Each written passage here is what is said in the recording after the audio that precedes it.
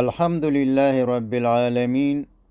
والصلاة والسلام على محمد وآله وأصحابه أجمعين. أما بعد، أعوذ بالله من الشيطان الرجيم. بسم الله الرحمن الرحيم. إن كل شيء خلقناه بقدر. د تقدیر په مساله په صحیح ډول پوهیدل ډیر ضرور او مهم دي. که انسان په دې مساله په صحیح ډول پوه شي نو انشاءالله چې ژوند به ورته ډیر اسانه شي. نو ستاسو څخه هیله کوم چې دا تقریر ښه په غور سره واورئ، انشاءالله چې ژوند به مو الله بدل کړي. په دې آیات کریمه کې چې د سورة القمر 49 نمبر آیات ته الله تعالی فرمایي بېشکه مونږ هر شی د یو تقدیر سره پیدا کړی دی. قدر پلان، اندازه او پروګرام کولو ته وایي. یعنی د هر شي یو تقدیر دی د کوم مطابق چې هغه په یو معلوم وخت کې جوړیږي، یو خاص شکل اختیاروي، د یو خاص حد پورې نشونما کوي، د یوې معلومې مودې پورې باقی پاتې کیږي او په یو معلوم وخت کې ختمیږي. د دنیا هم یو تقدیر دی د کوم مطابق چې د یو خاص وخت پورې چلیږي او په یو معلوم وخت کې ختمیږي. ملائکه یا فرشتې، لمر، سپوږمۍ، ځمکه، جمادات، نباتات او حیوانات هر یو د خپل تقدیر مطابق کار کوي او هر یو په یو معلوم وخت کې ختمیږي. د انسان او پیریانو یا جنیاتو نه په غیر نور هر یو شی د خپل تقدیر په مکمل او پوره ډول پابند دی. هیڅ ازادي او اختیار نه لري، ځکه چې د الله په هر کار کې حکمت دی. که فرضاً لمر ته د ځای د بدلولو اختیار وی او د ځمکې خواته رانږدې شوی وی نو ژوند به د ځمکې په مخ ختم شوی وو. د ځمکې سپیډ یا سرعت 1000 مایلز په یو ساعت کې دی او په 4 ساعتو کې یو ځل په خپل محور باندې ګرځي. فرضاً که چیرې د ځمکې سره دا اختیار وی چې سرعت کم کړي او د 4 ساعتو په ځای په 6 میاشتو کې د خپل محور په خوا او شا تاو شي، نو په دې صورت کې به د ځمکې په یوه خوا کې 6 میاشتې شپه او په بله خوا کې به 6 میاشتې ورځ وي. او په دواړو صورتو کې یعنی د ځمکې په یوه خوا کې به د ګرمۍ نه او په بله خوا کې به د یخنۍ نه ژوند د منځه لاړ شي. که هوا ته دا اختیار و چې خپل ترکیب ته تغییر ورکړي، فرضاً که د 15 دقیقو دپاره هوا اکسیجن د خپل ترکیب څخه وباسي نو د ځمکې په مخ به ژوند پاتې نشي. نو الله تعالی د کائناتو دا نظام داسې جوړ کړی دی چې هر شی حتی یوه وړه ذره یا اټوم هم د خپل تقدیر پابند دی او مخالفت نشي کولی، بلکې کوم تقدیر چې الله ورته جوړ کړی دی د هغې مطابق په معلوم وخت کې پیدا کیږي، یو شکل اختیاروي، کار کوي او د خپل تقدیر مطابق په یو معلوم وخت کې ختمیږي او په یو کار کې هم ازادي او اختیار نه لري. اوس راځو د حضرت انسان تقدیر ته، کومه چې زموږ د بحث اصلي موضوع ده. الله تعالی د جنت او دوزخ د فیصلې دپاره انسان ته امتحان پیدا کړو او د امتحان دپاره یې ورته د امتحان ځای یعنی دنیا پیدا کړه. د انسان عمر په حقیقت کې د دې امتحان موده یا وخت دی چې د دې مودې د خلاصېدو نه وروسته نور نو د امتحان ورکوونکي انسان د پاره په دارالامتحان یا د امتحان په کوټه کې د پاتې کېدو اجازه نشته او د مرګ د دروازې د لارې څخه برزخ ته لیږل کیږي او د امتحان سوالونه یا پرچې په لوح محفوظ کې د انسان په تقدیر کې چې د الله تعالی د علم نه لیکل شوی دی موجود دي. د دې دپاره چې انسان د دې امتحان دپاره آماده او تیار شي، الله تعالی انسان ته عقل او علم ورکړو، د فکر کولو صلاحیت ورکړو، خو صرف د عقل او فکر په ورکولو انسان پرې نه ښودو چې خپله لار په خپله ولټوي، بلکې دواړه لارې یعنې ښه لاره او بده لاره یې ور وښودله، تر څو چې انسان ښه فکر او غور وکړي او د دې دواړو لارو څخه کوم یوه چې غواړي په خپله خوښه او ذمهوارۍ سره انتخاب او اختیار کړي. د سورة البلد په 10 نمبر آیات کې فرمایي وهدیناه النجدین، او مونږ وښودلې درته دواړه لارې یعنې د خیر او د شر. همدارنګه الله تعالی د سورة الشمس په 8 نمبر آیات کې فرمایي فألهمها فجورها وتقواها،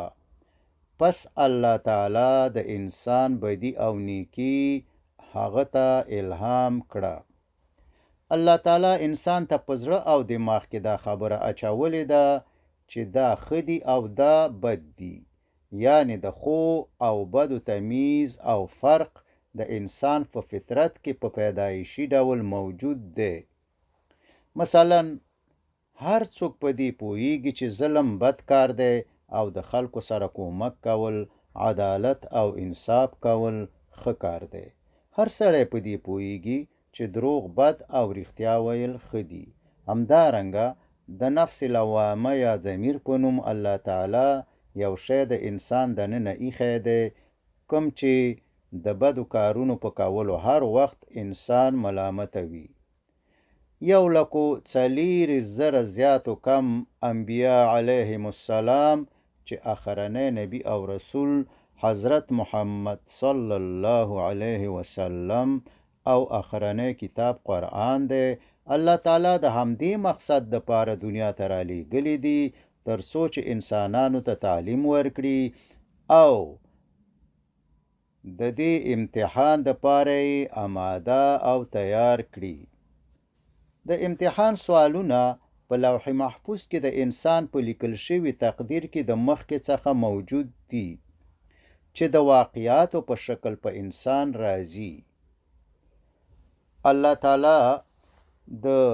سورة الحدید په 22 او 23 نمبر آیاتونو کې فرمایي ما اصاب من مصیبة في الارض ولا في انفسكم الا في كتاب من قبل ان نبرأها ان ذلك على الله يسير لكي لا تأسوا على ما فاتكم ولا تفرحوا بما آتاكم والله لا يحب كل مختال فخور. هیڅ مصیبت داسې نشته چې په ځمکه کې او یا ستاسو په خپلو نفسونو باندې نازل شي او مونږ هغه د پیدا کولو څخه مخکې په یو کتاب کې نه وي لیکلی. دغسې کول د الله دپاره ډیر اسانه دي. دا هر څه د دې دپاره دي چې په هغه زیان او نقصان باندې چې په تاسې وي غمجن او زړه ماتي نشئ، او څه چې الله تعالی تاسې ته درکړي وي په هغې متکبر او مغرور نشئ، او الله داسې خلک نه خوښوي چې خپل ځان لوی ګڼي او فخر کوي. یعنی هره واقعه او حادثه چې د انسان په ژوند او ځمکه کې واقع کیږي دا څه چانس او کو انسیډنس نه دی، بلکې هره واقعه د یو مکمل پلان او پروګرام مطابق واقع کیږي چې د پخوا څخه په لوح محفوظ کې په لیکل شوي ډول ثبت دي، او دا هره واقعه یا حادثه د امتحان یو سوال یا پرچه ده. مثلا په انسان غریبی راځي، امیری راځي، مریضی راځي او داسې نور، چې په حقیقت کې دا هر یو حالت د امتحان یو سوال یا پرچه ده چې یو هم په انسان په خپل سر او بای چانس نه راځي، بلکې هر حالت په انسان د هغه د تقدیر مطابق راځي او د انسان سره دا اختیار او صلاحیت نشته چې د تقدیر د واقعاتو مخه ونیسي او یا یې د منلو او قبلولو څخه انکار وکړي. فرضاً که د چا په تقدیر کې یو مرض لیکلی وي چې په حقیقت کې همدا مرض د امتحان یو سوال دی، نو انسان نشي کولی چې د دې مرض څخه ځان بچ کړي او یا یې مخنیوی وکړي، بلکې د تقدیر د لیکنې مطابق په معلوم وخت کې مرض په انسان راځي او انسان د مرض په قبلولو او منلو کې مجبور دی، که خوښه یې وي او که نه. نو دا چې ټول واقعات چې په انسان راځي د الله د طرف نه دي، یعنی امیری، پاچایی، غریبی او فقیری، صحت او مریضی، ګټه او تاوان او داسې نور ټول د الله د خوانه په انسان راځي چې په حقیقت کې همدغه واقعات د امتحان سوالونه دي. نو کله چې په یو انسان مشکلات، تکلیفونه، تاوانونه، مریضی او داسې نور راشي، نو انسان دا هر څه باید د الله تعالی د خوانه ازمیخت او امتحان وګڼي او غمجن او زړه ماتی نشي. او کله چې انسان ته مال، دولت، عزت، اولاد او قسم قسم د خوشحالۍ اسباب ورکول شي، دا هم انسان باید د الله تعالی د خوانه ازمیخت او امتحان وګڼي او په نورو خلکو ځان لوی او غټ ونه ګڼي او د کبر نه ځان وساتي، ځکه چې امیری، فقیری، عزت، اولاد، صحت، مریضی او داسې نور ټول واقعات الله تعالی په انسان باندې د نازلېدو او ظاهرېدو نه مخکې د انسان په تقدیر کې لیکلي او د الله په علم کې موجود دي او په معلوم وخت کې په انسان باندې راځي، ځکه چې د الله علم 100% صحیح او د غلطۍ او شک څخه پاک دی. د دې ځای پورې په دې پوه شو چې د جنت او دوزخ د فیصلې دپاره الله تعالی انسان ته امتحان پیدا کړو چې دنیا د دې امتحان د اخیستلو ځای دی. د انسان عمر د امتحان وخت یا موده ده چې د دې مودې د خلاصېدو نه وروسته نور نو انسان د امتحان په کوټه یا دنیا کې نه پرېښودل کیږي او د مرګ د دروازې د لارې نه برزخ ته لیږل کیږي او ټول د خیر او شر واقعات چې د انسان په تقدیر کې لیکل شوي دي او د انسان په ژوند کې راځي د دې امتحان سوالونه یا پرچې دي. اوس په دې خبره د پوهېدو کوشش کوو چې د انسان عمل څه شی دی او انسان د خپلو اعمالو په کولو کې څومره ازادي او اختیار لري. جواب دا دی چې د تقدیر د واقعاتو یا سوالونو په مقابل کې د انسان عکس العمل یا جوابونه د انسان اعمال دي. د دې دپاره چې انسان د تقدیر د یوې واقعې په مقابل کې څه قسم عکس العمل وښایي، یعنی ښه که بد، نو الله تعالی مخکې د مخکې نه انسان ته د ښه او بد عمل د پیژندلو، انتخابولو او کولو په باره کې مکمل هدایت ورکړی دی. لکه مخکې چې ذکر شو، الله تعالی انسان ته عقل، علم، 5 حواس او نفس لوامه یا ضمیر ورکړو، او د انسان په فطرت کې دا واچوله چې دا ښه لاره ده او دا بده لاره ده،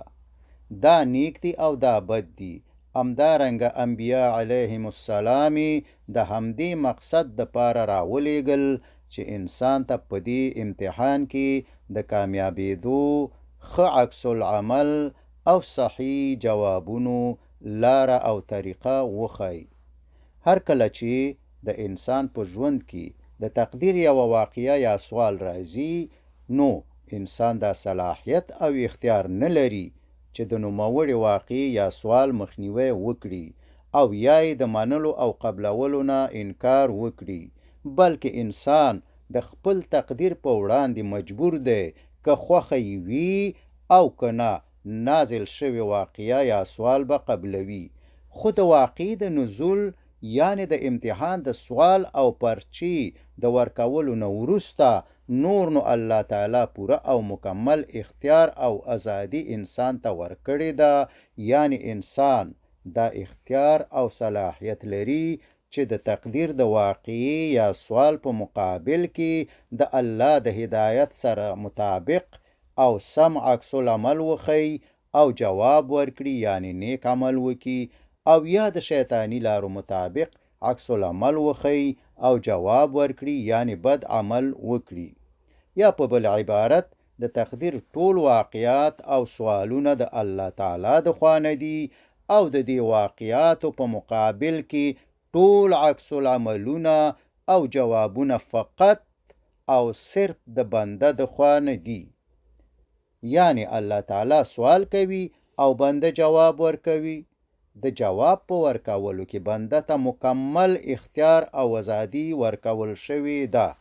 او د الله تعالی د خوا نه بنده د نیک او بد عکس العمل په ښودلو، د صحیح او غلط جواب په ورکولو او د نیک او بد عمل په کولو نه مجبوریږي، بلکې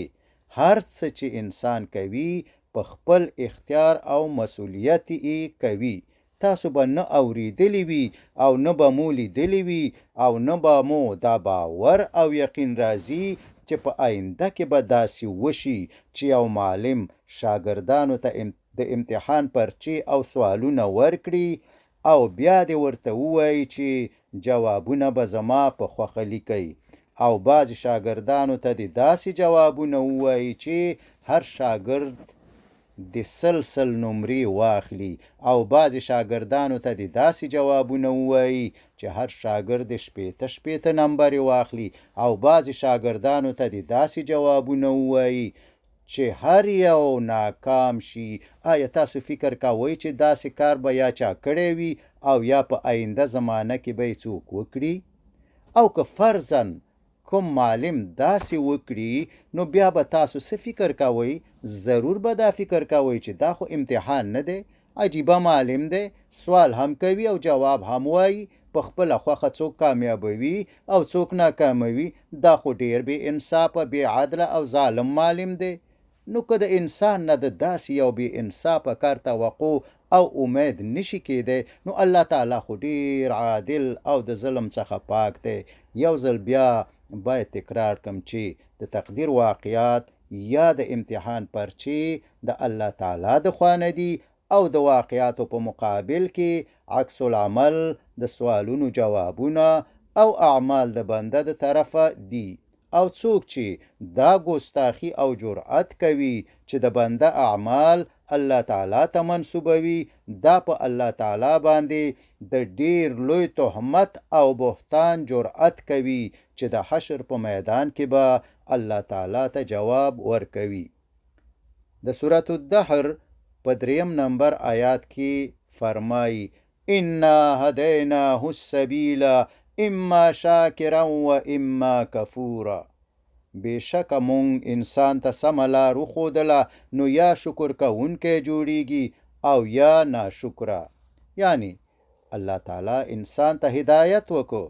نیکه او بده لار د دوزخ او د جنت لار، د ناکامیدو او د کامیابیدو لارې بنده ته وروښودې او د امتحان په ورکولو کې پوره ازادي او اختیار انسان ته ورکړو. نو د انسان خپله خوښه او اختیار دی چې په خپل مسؤلیت او ذمهوارۍ د شکر لار اختیاروي، او که د کفر د تقدیر د واقعاتو په مقابل کې نیک عکس العمل ښیي، او که بد د تقدیر سوالونو ته صحیح جوابونه وایي، او که غلط او نیک اعمال کوي، او که بد د دې هر څه د کولو دپاره په خپله انسان مسؤل او ذمهوار دی. او په همدې اساس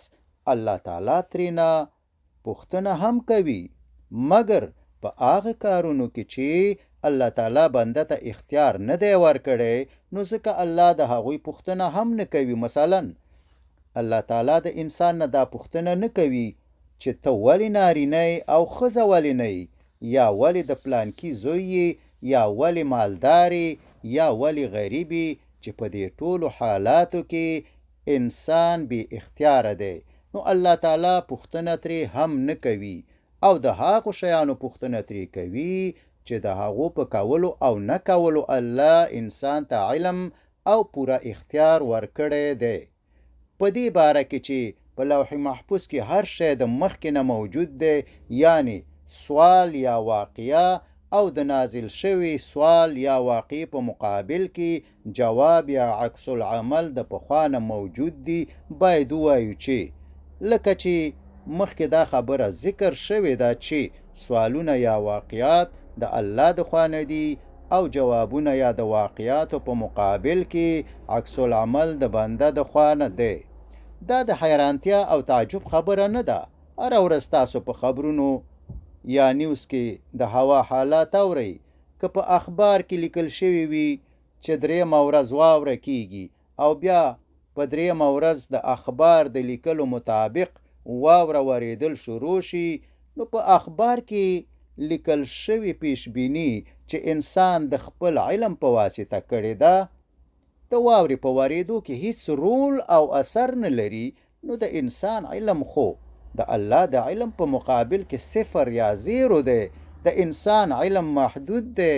او د الله علم لا محدود دی. انسان نشي کولای چې په یو وخت کې دوه شیانو ته وګوري، او یا د دوه خلکو سره خبرې په یو ځل یا یو وار وکړي، او یا د دوه انسانانو خبرې په یو وار واوري، مګر الله تعالی ټول مخلوقات، یعنی انسانان، حیوانات، د دریابونو مخلوقات، نباتات، جمادات، د اسمانونو مخلوقات، او د وړو نه واړه ذرات په یو وخت کې ګوري، د ټولو سوالونه او غوښتنې په یو وار اوري، او ټولو ته په یو ځل جواب ورکوي. ځمکه، اسمانونه او ټول کائنات کنټرولوي، او د زړونو په پټو رازونو خبر دی. نو که د الله د علم په مقابل کې د صفر یا زیرو علم خاوند انسان د واورې د ورېدو پیشبینی کولی شي، نو د لا محدود علم او قدرت مالک الله تعالی ته د خپل بنده د اعمالو پیشبینی کول څه مشکل کار نه دی، بلکې الله ته دا کار ډیر اسانه دی. یعنی دا د الله په علم کې موجود دی چې انسان به د تقدیر د سوالونو او واقعاتو په مقابل کې په خپله خوښه څه جوابونه او عکس العمل ښیي.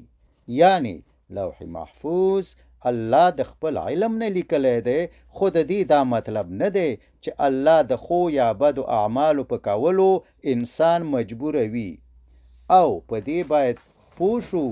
چې د انسان په تقدیر کې په واضح ډول دا لیکل شوي دي چې په پلانکي انسان به پلانکی واقعه یا سوال د تقدیر د لیک او نوشتي مطابق نازلیږي، او د واقعي یا سوال د نزول نه وروسته به نوموړی انسان په خپله خوښه او اختیار د نوموړي واقعي یا سوال په مقابل کې داسې عکس العمل یا جواب ورکوي، یعنی ښه یا بد عمل به کوي. مګر دا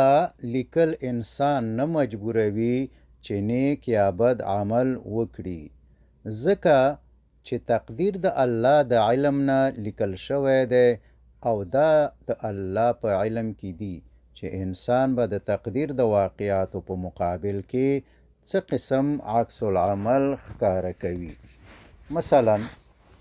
که په هسپتال کې یو ډاکټر د یو مریض په باره کې د خپل علم نه ولیکي چې دا مریض د 40 ورځو نه وروسته مړ کیږي، آیا تاسو څه فکر کوئ چې د ډاکټر دا لیکل به د مریض په مرګ او ژوند څه تاثیر کوي؟ او یا که مریض 40 ورځې وروسته مړ شي، آیا خلک به ډاکټر ملامتوي چې ستا لیکلو مریض مړ کړ؟ بلکې حقیقت خو دا دی چې د ډاکټر لیکل کوم چې د خپل علم نه کړي دي د مریض په مرګ او ژوند هیڅ تاثیر نه لري. خو بیا هم که څوک ډاکټر د مریض په مرګ کې شریک ګڼي، نو دا خو ډیره بې انصافي او ناپوهي ده. همدارنګه د انسان تقدیر الله تعالی د خپل علم نه په لوح محفوظ کې لیکلی دی او دا د الله په علم کې دي چې انسان به د تقدیر د واقعاتو او سوالونو په مقابل کې څه قسم عکس العمل او جوابونه وایي. دې مثال ته توجه وکړئ. که یو انسان مریض شي، په حقیقت کې دا مرض د تقدیر یوه واقعه یا سوال دی. انسان نشي کولی چې یا یې مخه ونیسي او یا یې د قبلولو نه انکار وکړي. یعنی په دې ځای کې انسان بې وسې او بې اختیاره دی. که خوښه یې وي او که نه، واقعه یا سوال به قبلوي. نو ځکه خو الله ترې پوښتنه هم نه کوي چې ولې مریض شوی وي، خو د دې نه وروسته الله انسان ته مکمل اختیار او ازادي ورکړې ده چې د نازل شوي مرض یا سوال یا واقع په مقابل کې څه قسم عکس العمل یا جواب ورکړي. کولی شي چې د الله د هدایت مطابق عکس العمل او جواب ورکړي. مثلا د الله نه د روغ صحت او د ګناهونو د بخښنې او مغفرت سوال وکړي، د الله په جوړ شوي تقدیر راضي اوسي او د پخوا نه زیات الله ته متوجه شي. په دې ځای کې انسان آزاد دی. دا هر څه انسان په خپله اراده او اختیار کوي. نو ځکه خو الله اجر او ثواب هم ورکوي. همدارنګه کولی شي چې د شیطان د لارې مطابق عکس العمل او جواب ورکړي. مثلا ووایي چې یا الله ټول خلک جوړ دي او زه مریض یم، یا الله همدا زه دې لیدلیم، او نور د ناشکرۍ او کفر الفاظ استعمال کړي چې په دې ځای کې هم انسان په مکمل او پوره ډول آزاد دی او دا هر څه په خپله اراده او اختیار کوي. نو ځکه خو د الله د عذاب مستحق ګرځي. که په لنډ ډول ووایو، انسان د امتحان دپاره دنیا ته رالیږل کیږي، الله امتحان اخلي او انسان امتحان ورکوي. د انسان عمر د دې امتحان موده ده. د امتحان سوالونه د الله د خوانه او جوابونه د انسان د خوانه مخکې نه د انسان په تقدیر کې موجود دي. د جوابونو موجودیت او لیکل په تقدیر کې د انسان په نیک او بد عمل کولو هیڅ اثر نه لري، ځکه چې تقدیر د الله د علم نه لیکل شوی دی او د الله په علم کې دا موجود دي چې پلانکی انسان به د پلانکی واقعي یا سوال په مقابل کې څه قسم عکس العمل یا جواب ورکوي. مخکې ذکر شو که ډاکټر د خپل علم نه د مریض په باره کې ولیکي چې 40 ورځې وروسته به مړ شي، نو که چیرې مریض 40 ورځې وروسته مړ شي، نو د مریض په باره کې د ډاکټر لیکل شوي پیشبیني چې د خپل علم په واسطه کړې وه، آیا د مریض په مرګ یا مړ کېدو کې څه رول او تاثیر لري؟ جواب: نه. د ډاکټر لیکل شوی پیشبیني د مریض په مرګ کې هیڅ رول او تاثیر نه لري. همدارنګه که د انسان په تقدیر کې چې د الله د علم څخه په لوح محفوظ کې لیکل شوی دی، که داسې لیکلی وي چې پلانکی انسان به د تقدیر د پلانکي واقع یا سوال په مقابل کې نیک یا بد عکس العمل او یا صحیح یا غلط جواب ورکړي، دا لیکل هم د انسان د بد او نیک عمل په کولو کې تاثیر نه لري، بلکې انسان نیک او بد اعمال په خپله اراده او خوښه کوي. یعنی واقعات او سوالونه د تقدیر مطابق په انسان د الله د خوا نه نازلیږي او انسان هیڅ واک او اختیار نه لري که خوښه یې وي او که نه قبلوي به یې، مګر د نازل شوو واقعاتو او سوالونو په مقابل کې د نیک او بد عکس العملونو، جوابونو او یا اعمالو په کولو کې مکمله او پوره ازادي، اختیار او اراده الله بنده ته ورکړې ده. د انسان خپله خوښه ده چې په خپله اراده او اختیار نیک اعمال کوي او که بد اعمال کوي. وصلى الله تعالى على خير خلقه محمد وآله وأصحابه وأزواجه وذريته أجمعين.